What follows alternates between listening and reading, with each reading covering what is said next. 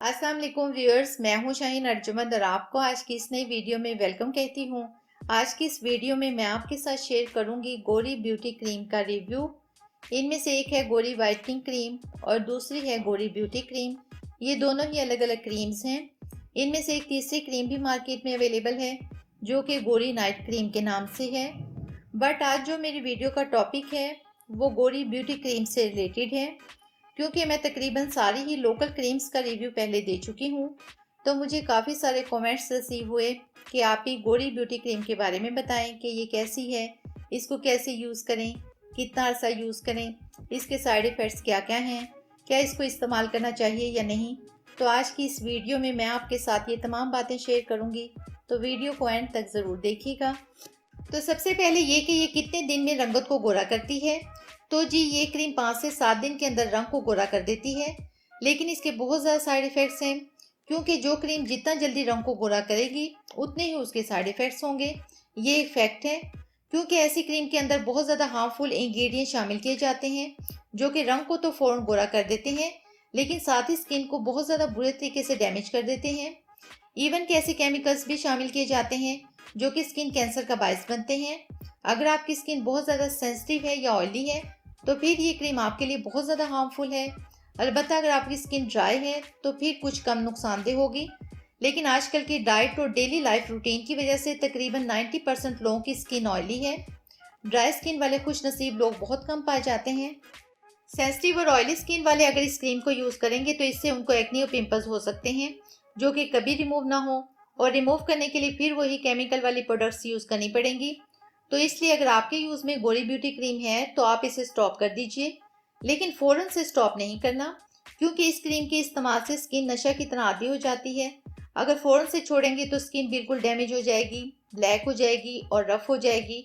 तो शुरू में आप इसे हफ्ते में 2 बार यूज़ कर लें, फिर इसे हफ्ते में 1 बार यूज़ कर लें, फिर इसको स्टॉप कर दीजिए। और साथ ही कोई अच्छी सी फेयरनेस क्रीम या नेचुरल रेमेडीज़ जो कि मैं अपने चैनल पर शेयर कर चुकी हूँ उनको इस्तेमाल करना स्टार्ट कर दें, ताकि इस क्रीम के ज़्यादा साइड इफ़ेक्ट्स ना हो। इसके अलावा अगर आपकी स्किन इस क्रीम से डैमेज हो चुकी है तो मैंने एक रेमेडी शेयर की है जो कि ऐसी फार्मूला क्रीम के इस्तेमाल से रिकवरी के लिए बेस्ट रेमेडी है।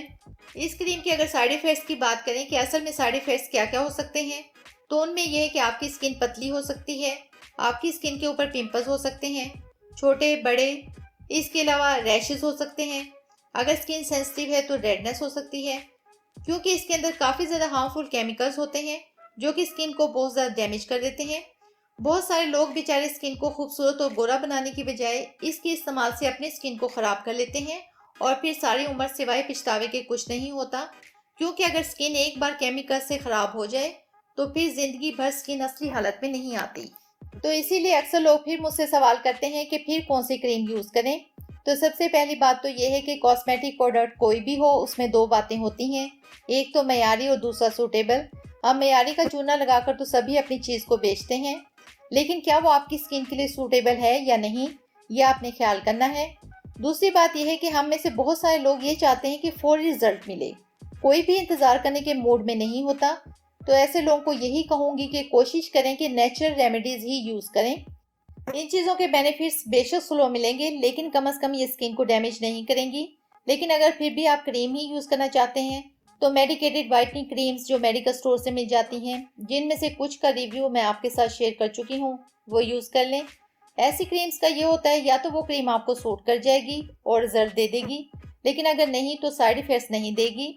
जैसे कि अक्सर इन्हीं क्रीम्स के बारे में लोग कहते हैं कि 1 माह हो गया यूज़ करते हुए लेकिन कोई ख़ास फ़ायदा नहीं हुआ।